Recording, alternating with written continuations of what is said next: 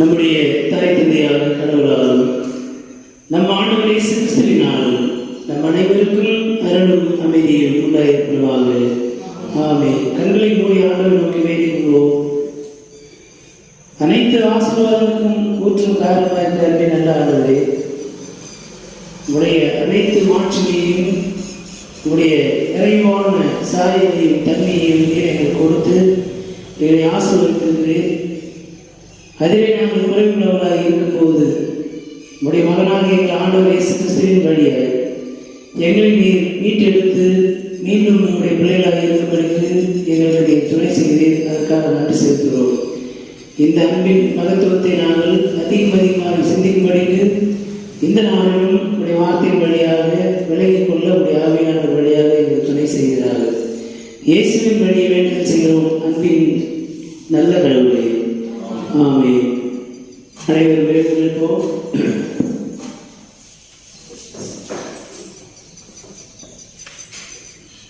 கிறிஸ்து மாட்சி விளங்கின திருநாளுக்கு பின்வரும் 2ஆம் ஞாயிறு என்று சொல்லப்படுகின்ற இந்த நாளிலே படித்து சிகிச்சையாக அருளுரை பகுதியாக கொடுக்கப்பட்டுள்ள நற்செய்தி பகுதி தூய லூக்கா எழுதிய நற்செய்தி நூல் 19ஆம் பிரிவு திருவசனங்கள் 1 தொடங்கி 10 வரை அடங்கிய திருவசனங்களை படிக்க அனைவரும் கவனமாய் கேட்போம். லூக்கா நற்செய்தி நூல் 19ஆம் பிரிவு 1 முதல் 10 வசனங்கள். இயேசு எரிகோவுக்கு சென்று அந்நகர் வழியே போய்கொண்டிருந்தார். அங்கு சக்கேயு என்னும் பெயருடைய செல்வர் ஒருவர் இருந்தார். அவர் வழித்தண்டோருக்கு தலைவர். இயேசு யார் என்று அவர் பார்க்க விரும்பினார்.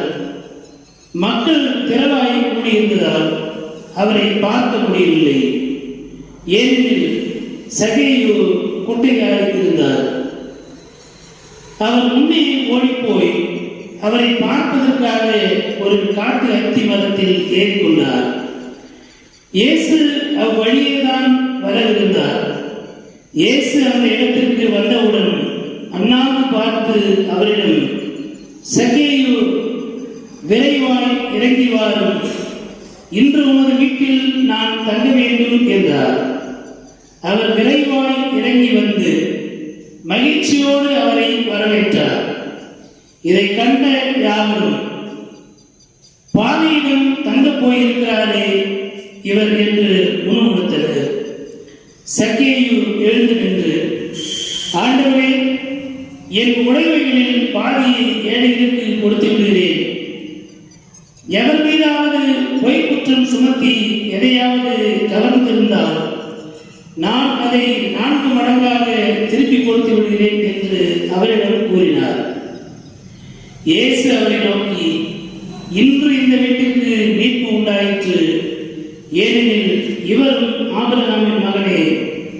இழந்து போனதை தேடி மீட்கவே மானிட மகன் வந்திருக்கிறார் என்று சொன்னார் என்பவர்களே.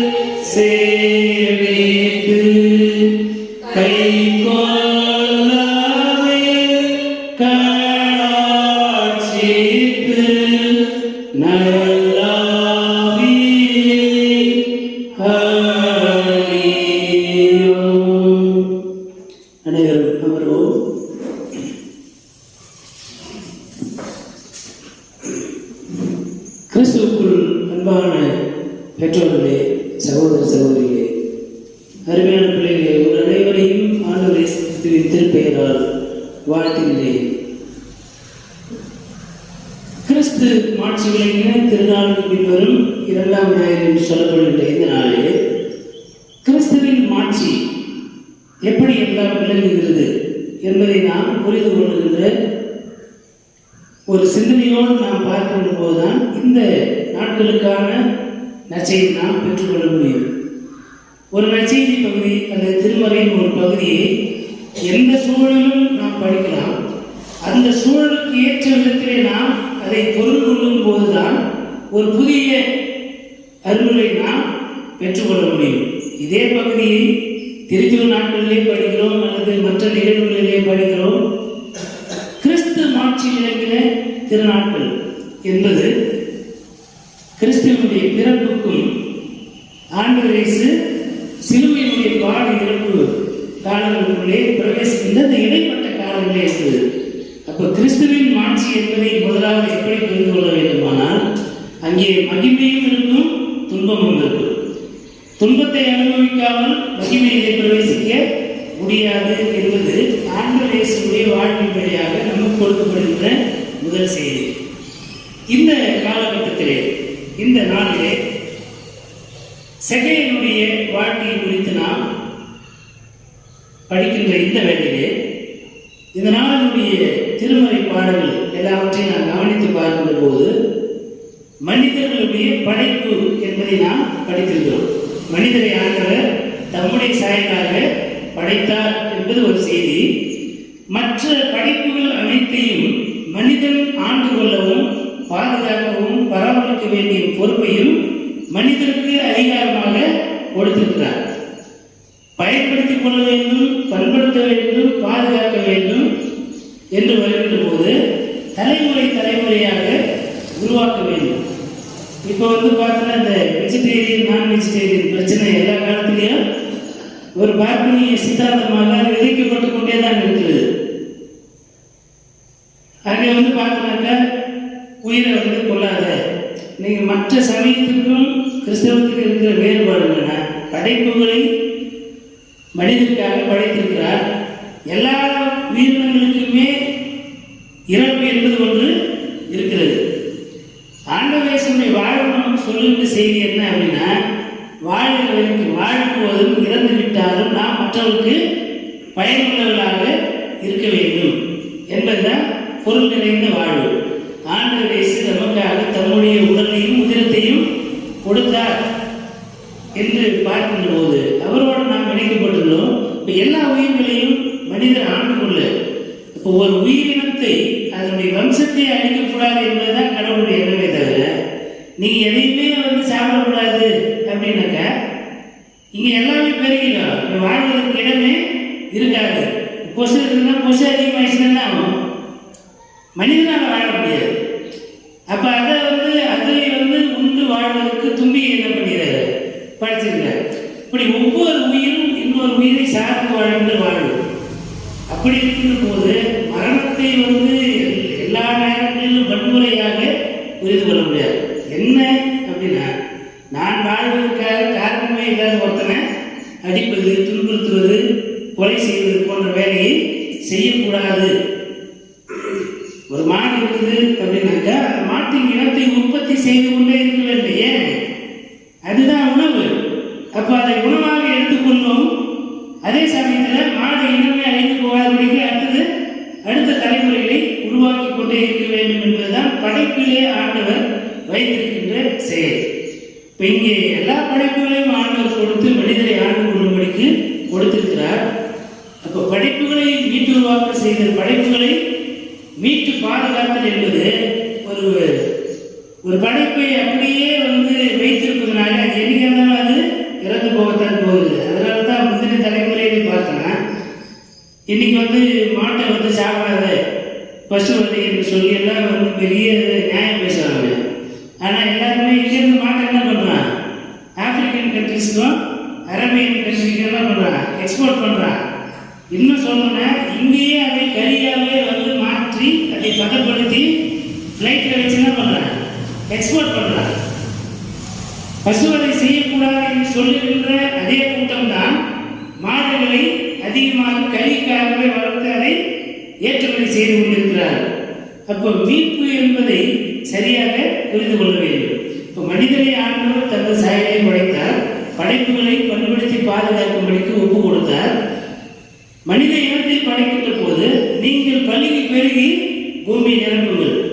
அப்போ அதுக்குள்ளே மனிதனுடைய இறப்பும் இருக்குது. நீ ஒரு புதிய தலைமுறையை உருவாக்கணும். உன்னுடைய காலம் முடியும் போது நீ இந்த மண்ணுக்கு திரும்பியாக வேண்டும் என்பது நியமிக்கப்பட்ட ஒன்று. அப்படி இருக்கின்ற போது வாழுகின்ற காலங்களிலே ஆண்டவருக்காக நாம் வாழ வேண்டும். ஆண்டவருடைய வார்த்தைகளை ஏற்று அவருடைய கட்டளையின்படி நாம் வாழ வேண்டும் என்பதுதான் கடவுள் நமக்கு கொடுக்கின்ற கட்டளை. கடவுள் தம்முடைய சாயலாக மனிதரை படைத்தார். கடவுளின் சாயலாக இருக்கின்ற மனிதர்களாக நாம் கடவுளுக்கு ஏற்றவர்களாக, கடவுளின் பிள்ளைகளாக, கடவுளின் திருவுளம் அறிந்து நடக்கின்ற மக்களாக இருக்க வேண்டும் என்பது முதலாவது தொடக்க நூல் வழியாக நமக்கு சொல்லப்படுகின்ற செய்தி. சங்கீதத்திலே பார்த்தோம்னால் அப்போ அங்கே ஒரு திருமண வாழ்வை கொடுக்கிறார். ஆணும் பெண்ணும் இணைந்து இருக்க வேண்டும் என்கின்ற அந்த திருமண வாழ்வு, அதுதான் புதிய தலைமுறைக்கான தொடக்கம். திருமணம் என்பது ஒரு புதிய தலைமுறையை உருவாக்குவதற்கான முறைப்படுத்தப்பட்ட ஒரு வாழ்வு. இதனால் சங்கீதத்தை பார்த்தோமானால் சங்கீதம் 105 இஸ்ரவேல் மக்களுக்கும் கடவுளுக்குமான உறவு என்பது ஆபிரகாமின் வழியாக அது தொடர்கிறது. நான் காண்பிக்கும் நாட்டுக்கு இப்போ நான் உன்னை பெரிய மக்களினமாக்குவேன் என்று சொல்கிறார். அப்போது ஆபிரகாம் வேற்று சமயத்தை சார்ந்தவர், வேற்று இனத்தை சார்ந்தவர். கடவுள் அழைத்து அந்த வார்த்தை கீழ்ப்படிந்ததினால்தான் அவர் கடவுளுடைய வாரிசு சுதந்திரமாக அவர் மாறுகிறார். கடவுளுடைய வாக்கு தத்தங்களின் சுதந்திரவாளியாக தப்பி ஒப்பு கொடுக்கிறார். அதனால்தான் தலைமுறையாக ஆபிரகாமின் வழிமரபு என்பது இருக்கிறது. அப்போ இஸ்ரவேல் மக்கள் கடவுளுக்கும் ஆபிரகாமுக்கும் இடைப்பட்ட அந்த உடன்படிக்கையினுடைய வாரிசுகளாக இருக்கிறார்கள். அப்போ வாரிசுகள் என்பது ஏதோ ஊழியல் பின்படி உடல் இச்சையினாலே அல்ல. இஸ்ரவேல் மக்கள் என்பதை திருவெளிப்பாடு வெளிப்படுத்தும் விசேஷத்தில் போய் பார்த்தோம்னா இஸ்ரவேல் என்பது பழைய இஸ்ரவேல், புதிய இஸ்ரவேல் என்ற வார்த்தையை பயன்படுத்தியிருப்பார் யோவான். அங்கே பார்த்தோம்னா பழைய இஸ்ராயேல் என்பது ஆபிரகாமினுடைய சாராவினுடைய வழிமரபிலே ஊழியல் பின்படி உடல் இச்சையின்படி பிறந்தவர்கள், உடலால் பிறந்தவர்கள். ஆனால் இங்கே கடவுள் ஒவ்வொரு முறையும் ஆபிரகாமின் பெயரை சொல்வது காரணம் ஆபிரகாம் என்ற அந்த உடல் அல்ல, ஆபிரகாமுடைய அந்த விசுவாசம் இல்லையா, அந்த விசுவாசத்தை தான் ஆண்டவர் கனப்படுத்தி கொண்டே இருக்கிறார். இப்போ ஆபிரகாமினுடைய வழிமரபினராக இஸ்ரவேல் என்று சொல்லுகிற போது யாரெல்லாம் கடவுளின் மீது விசுவாசம் வைத்திருக்கிறார் என்பதைத்தான் குறிக்கும். ஏன்னா 6 லட்சம் பேரை எகிப்திலிருந்து விடுதலையாக கொண்டு போகும்போது ஒரு தலைமுறை அழிஞ்சு போச்சு. ஏன்னா கடவுளின் மீது விசுவாசம் வைக்காமல் முறுமுறுத்தார்கள். அந்த முறுமுறுப்பினுடைய காரணமாக அநேகர் அந்த 40 ஆண்டு பாலைவன வாழ்க்கையில இறந்து போனார்கள். இங்கு எகிப்திலே இருந்து புறப்பட்ட அந்த தலைமுறைக்குள்ள அந்த தலைமுறை யாருமே காணாமல் போகல. அதுக்கு 2 காரணம். ஒன்று வயது, இன்னொன்று அவருடைய கீழ்ப்படியாமையும் அவருடைய முரட்டாட்டமான எண்ணங்களும். ஏன் மோசேவுக்கே அந்த பாடு இருந்தது இல்லையா? அப்போ அந்த இடத்திலே விசுவாசத்தை தான் ஆண்டவர் அங்கீகரிக்கிறாரே தவிர ஊனியல்பு விருத்த சேதனம் செய்யப்பட்டவர்கள் என்பது அந்த பொருள் கிடையாது. அப்போ விருத்த சேதனத்தின்படி ஆபிரகாமின் பிள்ளைகளாய் இருக்கிறவர்கள் அல்ல, விசுவாசத்தின்படி ஆபிரகாமின் பிள்ளைகளாய் இருக்கிறவர்கள் தான் உண்மையாகவே கடவுளின் பார்வையிலே ஆபிரகாமின் பிள்ளைகள். ஆபிரகாமின் பிள்ளைகள் என்ற வார்த்தையை விசுவாசத்தின் பிள்ளைகள், விசுவாச கூட்டம் என்பதுதான் அங்கே உள்ளார்ந்த பொருள்.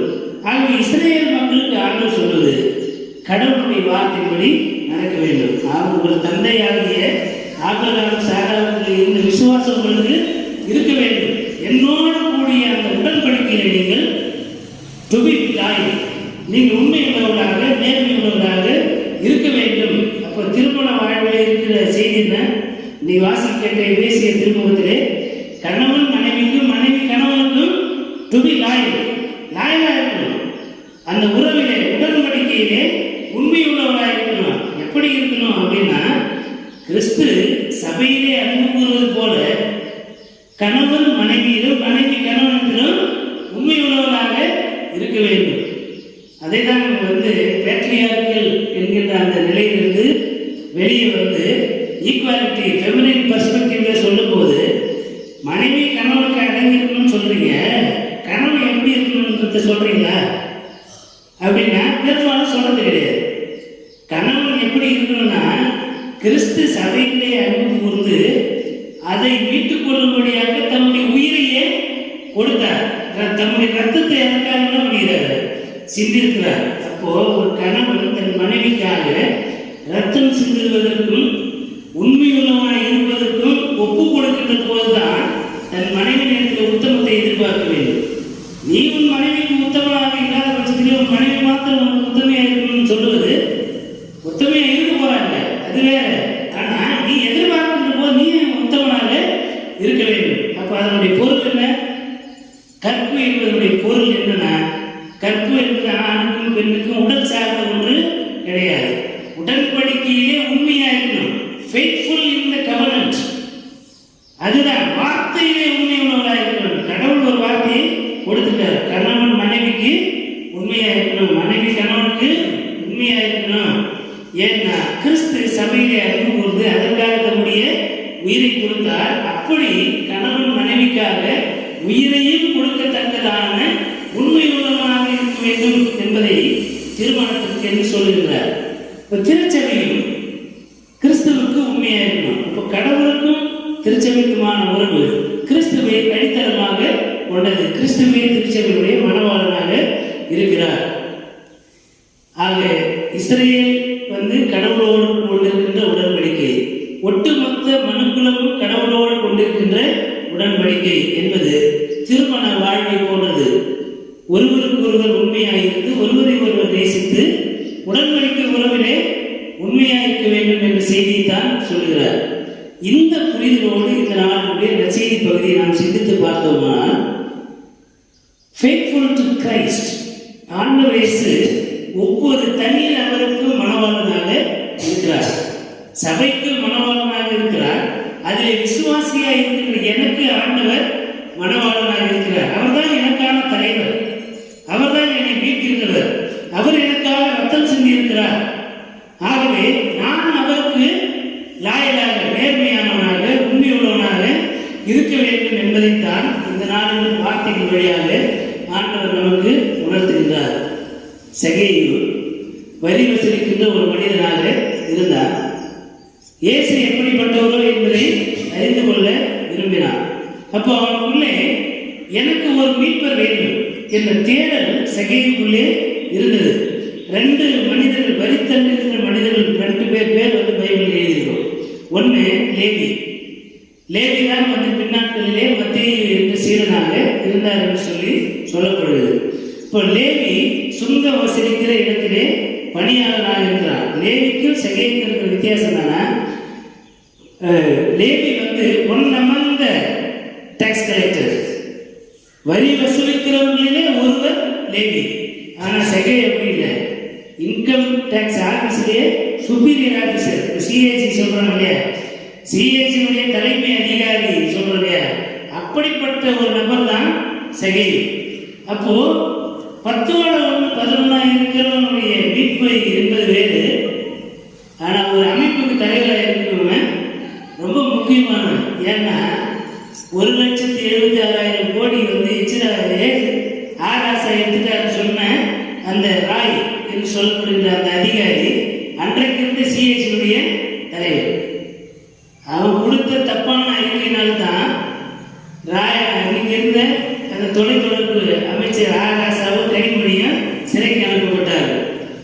அதனுடைய அந்த கலவரமான அந்த போராட்டங்கள் தான் ஒரு ஆட்சி மாற்றம் தேவை என்ற ஒரு எண்ணத்தை மக்களுக்குள்ளே விதைத்தது. அதனுடைய விளைவு என்ன? இன்னைக்கு 10 வருஷமா நாடு சுடுகாடாக இருக்கிறது. மக்கள் வரியின் பெயராலே வஞ்சிக்கப்படுகிறார்கள்.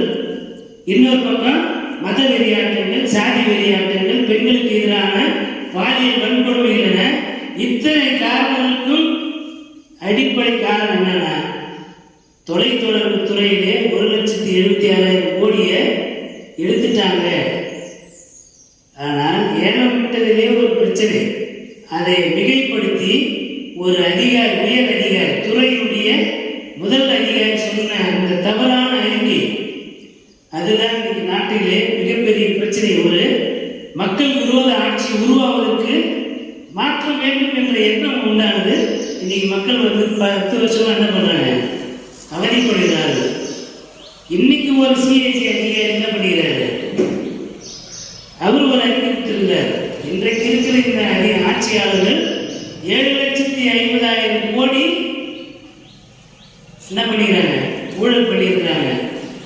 இது ஒரு புரட்சியாக வெடிக்கிறது. ஆனால் அது பெரிய அளவில் எழுதக்கூடாதபடிக்கு, மக்கள் போராட்டமாக மாறக்கூடாதபடிக்கு தினம் ஒரு பிரச்சனை, தினம் ஒரு பொய், தினம் ஒரு பிரச்சனையை கிளப்பி மக்கள் ஒன்று கூட முடியாதபடிக்கு இன்னைக்கு வரியின் பெயராலே சொல்லப்படுகின்ற ஒரு நிலை. அப்போ ஒரு துறையினுடைய தலைமை அதிகாரியாக இருப்பது என்பது மிக முக்கியமானது. அப்படி ஒரு தலைமை அதிகாரியாக இருக்கிற சகேயு தான் இயேசுவை பார்க்கணும்னா, இப்போ இந்த தலைமை அதிகாரியாக இருக்கிறவங்களுக்கு இப்போ என்ன தேவைப்படுது? இந்த ஆட்சி வெளியே போகணும். ஏன்னா இப்போ என்ன நடக்குது நாட்டில்? தேர்தல் ஆணையத்தில் இருக்கின்ற அதிகாரிகளே, ஓய்வு பெற்ற அதிகாரிகளே என்ன சொல்றாங்க? இவிஎம் மிஷினை வேண்டாம், வாக்கு இயந்திரத்தை தூக்கி போட்டு வாக்கு சீட்டு தான் என்ன பண்ணணும், கொண்டு வரணும். அப்பதான் இந்த ஆட்சி மாறும். எல்லாருக்கும் ஒரு கொந்தளிப்பு இப்போ ஏற்பட்டு என்ன சொல்றாங்க எல்லாருமே, நீ யார் அப்படின்னு நான் உனக்கு தேர்தலில் காட்டுறேன், இந்த இவிஎம் முறையை ஒழிச்சிட்டு வாக்கு சீட்டு கொண்டு வா என்று சொல்லி மக்கள் புரட்சியை உருவாகுது. ஏன் இதை சொல்லுகிறேன்னா, இங்கே சகேயு ஆண்டவரை பார்க்க விரும்புகிற ஒரு மாற்றத்தை எதிர்நோக்கி விருப்பமுடையவனாக இருக்கிறான். தன்னுடைய தனிப்பட்ட ரட்சிப்புக்காக, மீட்புக்காக ஆண்டவருடைய முகத்தை நாட விரும்புகிறான். அதற்குள்ளாக இந்த சமூகத்தினுடைய மீட்பும் இருக்கிறது. ஒரு துறையினுடைய அதிகாரி நேர்மையாளராக இருந்தால் அந்த துறையில் இருக்கிற கொஞ்சமாச்சு பயம் இருக்கும் இல்லையா? ஏன் நேர்மையானவர், நம்மளும் அது மாதிரி என்ன பண்ணுவான், கொஞ்சமாச்சு நேர்மையாக முயற்சி செய்யுமே அப்படின்னு நினைப்பான். மேல் அதிகாரி 10 ரூபாய் வாங்குறவனா இருந்தால் கீழே இருக்கிறவங்க பண்ணுவான், துணிகரமா 100 ரூபாய் வாங்குவான். 100 வாங்கி 10 கொடுத்துட்டு 90 ரூபாய் எடுத்து போயிடுவான். நடக்க மாட்டாங்க. அப்போ சகேயுடைய மனமாற்றம் என்பது சகேயுக்கு மாத்திரமில்லை, அவர் சார்ந்திருக்கும் அந்த அரசு துறைக்கே ஒரு மனமாற்றத்திற்கான தூண்டுதல் என்பதை நாம் உணர்ந்து கொள்ள அழைக்கப்படுகிறோம். அப்பொழுது ஆண்டவர் இயேசு அவரை சந்திக்கிறார், இல்லத்திற்கு போகிறார். ஆண்டவர் தன்னுடைய இல்லத்திற்கு வருகின்ற போது ஒரு கூட்ட மக்கள் என்ன பண்றாங்க, புறக்கணிக்கிறார். பரிசேயருக்கு ஆண்டவரை உண்மையாக ஏற்க வேண்டும் என்ற விருப்பம் இல்லை.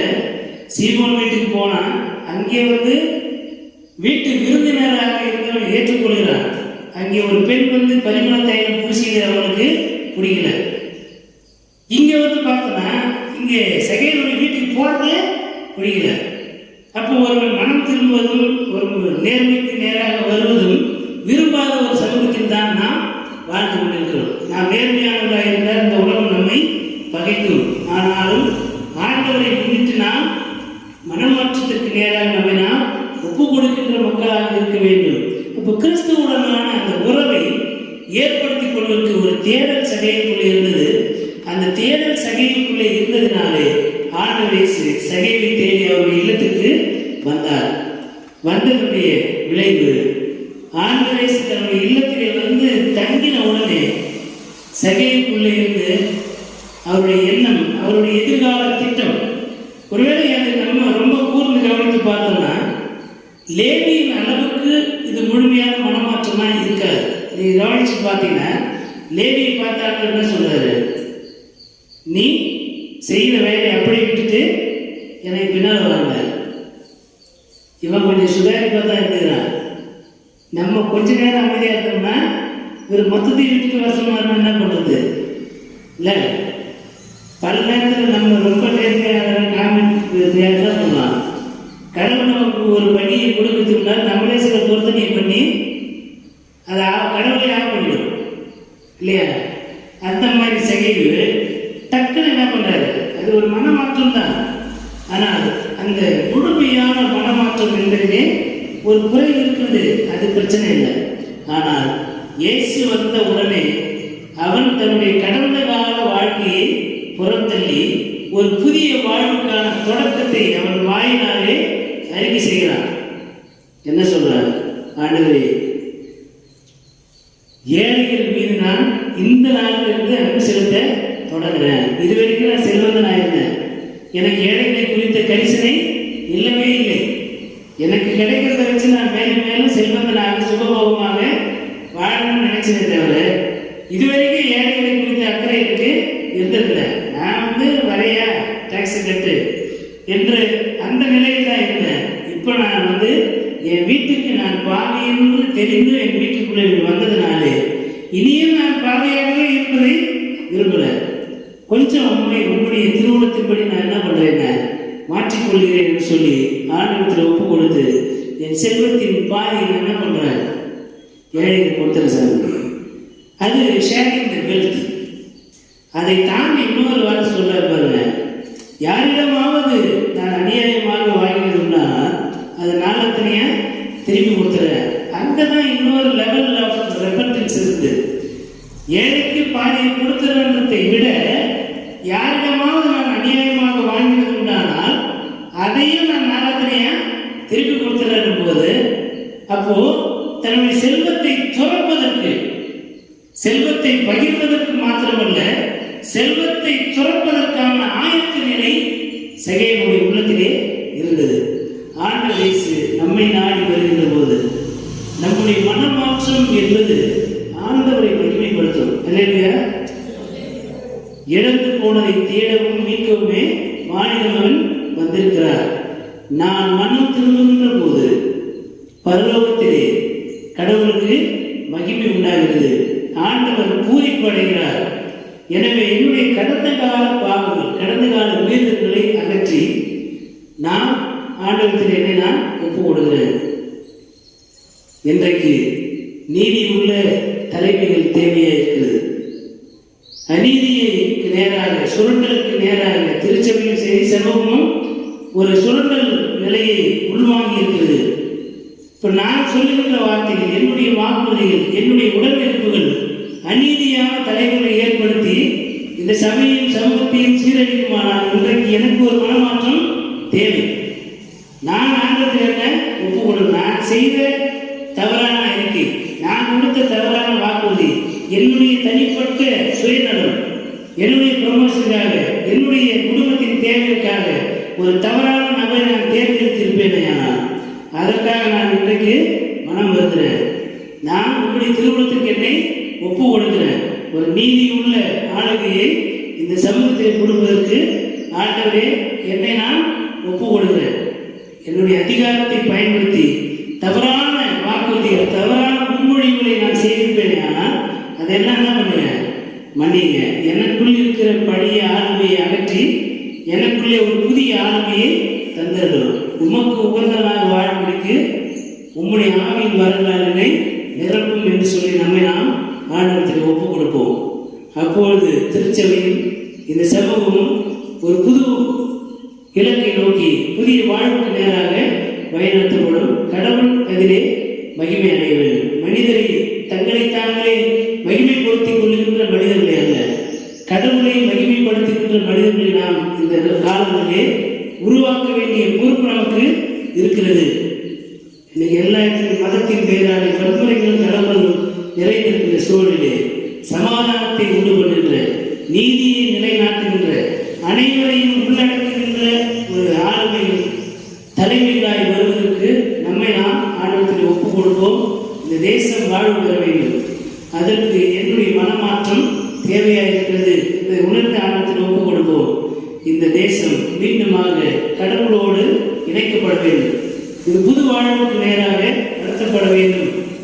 கடவுளுடனான உடன்படிக்கை வாழ்விலே இந்த நாடு பின்தங்கி இருப்பதிலே நாமும் ஒரு காரணிகளாக இருக்கிறோம் என்பதை உணர்ந்தவர்களாக நம்மை நாம் ஆண்டவரத்தில் ஒப்பு கொடுப்போம். கடவுள் தம்முடைய ஆவியான வழியாக புதிய ஆவியை, புதிய வரங்களை, புதிய ஆளுமையை நமக்குள் கட்டளையிட்டு நம்மை வழிநடத்தி காப்பவராக. ஆமென். கண்களை மூடி ஆண்டவருக்கு வேண்டிக் கொள்வோம்.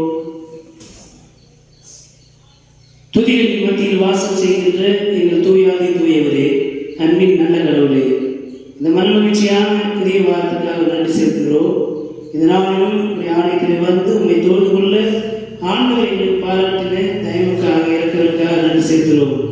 இந்த நாட்களிலே தமிழ் மக்களாக படைப்புகளோடு இணைந்து கொண்டாடுகின்ற இந்த பொங்கல் பண்டிகை நாட்களிலே அனைத்து மக்களோடும் இணைந்து ஆண்டவரே படைப்புகளை நாங்கள் கொண்டாடும். எல்லாவற்றுக்கும் மேலாக படைப்புகளோடு இணைந்து படைப்பாளராகிய உண்மை வழிபடவும், உண்மை நாங்கள் போற்றி புகழவும் ஆண்டவர்களுக்கு துணை செய்ய வேண்டும் இடத்திலே கொண்டாடுகிறோம். எங்களுடைய தனிமனித வாழ்விலே பழைய ஆளுமையை அகற்றி புதிய ஆளுமையை தரித்துக் கொள்ள ஆண்டவர்களுக்கு துணை செய்கிறோம். இல்லற வாழ்விலே கணவன் மனைவியாக இருக்கின்ற போது ஒருவருக்கு ஒருவர் உண்மையாக இருந்து ஒருவரை ஒருவர் நேசித்து காப்பாற்றுகின்ற அந்த உக்ரானத்துவத்திலே உத்தமத்திலே நிலைநிற்க ஆண்டவருக்கு துணை செய்ய வேண்டுமா இடத்திலே மன்றாடுகிறோம். எல்லாவற்றுக்கும் மேலாக இழந்து போன உடைய சாயலினால் மீட்டுருவாக்கம் செய்து கொள்வதற்கு எங்களையே நாங்கள் கிறிஸ்துவின் வழியாக இடத்தில் ஒப்புவிக்க இதனால் கற்பித்திருக்கிறீர்கள். அதற்காக செய்கிறோம். தொடர்ந்து எங்களை ஆசிரியும் வழிநடத்தும் பலப்படுத்தும் காத்துக்கொள்ளும். இயேசுவின் திருப்பெயரை முன்னிட்டு வேலை செய்கிறோம். அன்பின் நல்ல கடவுளே, ஆமென். பரலோகத்திற்கு என்பதாக உடைய நாமம் பரிசுத்தப்படுவதாக, உடைய ராஜ்யம் வருவதாக, உடைய சித்த பரலோகத்தை செய்யப்படுவது போல உண்மை செய்யப்படுவதாக. அன்றென்று வெளியாக என்றால் எங்களுக்கு விரோதமாக குற்றம் செய்வது நாம் நம்பிக்கிறது போல என் பாவற்றங்களை இருக்கும் அல்லி என்னை சோதனைக்கு உட்படுத்த நாம் தீவிரத்தை ரசிக்கிறோம். ராட்சியமும் வல்லமையும் மகிமையும் என்னென்றைக்கும் மனிதனே, ஆமென். அனைத்து ஆற்றல் நிறைந்த நம்முடைய தாயும் தந்தையுமாகிய கடவுள் என்னும் நம்முடைய ஆண்டவரும் மீட்பருமாகிய இயேசு கிறிஸ்துவின் அருளும் அமைதியும் தூய ஆவியானவருடைய வல்லமையுள்ள பாதுகாப்பு பராமரிப்பும் மாறாத தீவிரம் உறவும் ஐக்கியமும் நடத்தலும் இன்று எல்லா காரணம் அனைவரும் நீடித்து